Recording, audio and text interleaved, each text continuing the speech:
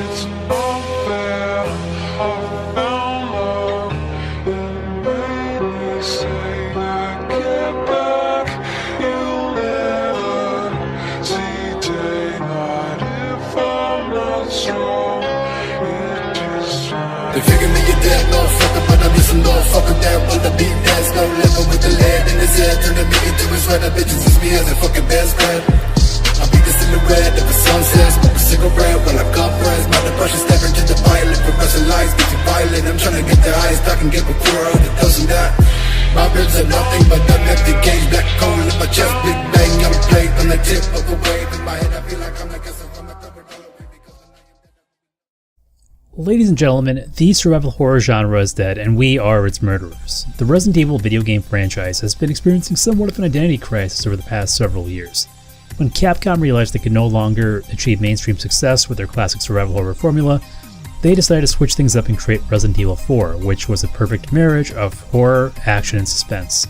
Resident Evil 4 was not only a massive commercial success, but it's also regarded as one of the greatest games of all time. And unfortunately, Resident Evil 5 and 6 were mediocre at best and failed to live up to their predecessor. They felt generic at times and were honestly like a third-person shooter directed by Michael Bay. The games were not terrible by any means, but I mean, this really disenfranchised a lot of long-term Resident Evil fans. So Capcom has decided to come back to full circle. Resident Evil 7 is not only a throwback to the survival horror games of the 1990s, but also a breath of fresh air into a franchise that seemingly lost all direction. Resident Evil 7 is sort of a reboot. None of the mainline characters will appear in the game, but it's safe to assume that there's going to be some tie-in into the older games. I like that Capcom has released little to no information about this game because it adds more of a mystery and suspense. While I generally despise reboots, I feel that in Resident Evil's case this is a good example of it. Because there were way too many plots and overarching themes, and in all honesty the timeline was way too cumbersome, so it was just best to almost start from fresh. Resident Evil 7 reminds me a lot of contemporary survival horror games like Outlast and Amnesia. A protagonist needs to escape a nightmare-like environment while solving puzzles and collecting clues to progress. The game honestly places a lot of emphasis on stealth, but there's also some head-on combat.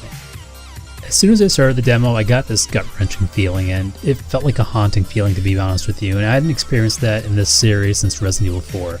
The game uses flickering lights and moving shadows along with unexplained creaking noises to create this feeling that you're never really alone.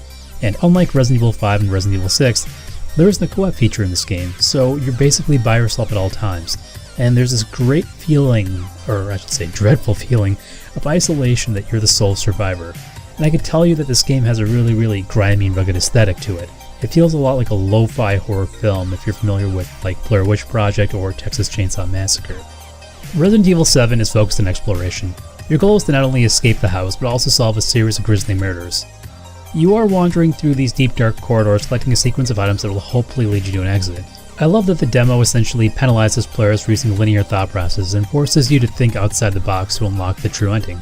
The demo encourages multiple replays in order to unlock all the features and all the story elements.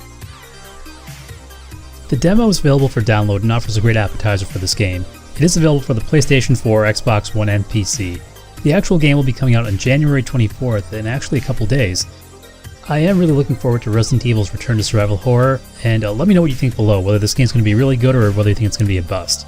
As always, thank you so much for watching, stay safe and stay frosty.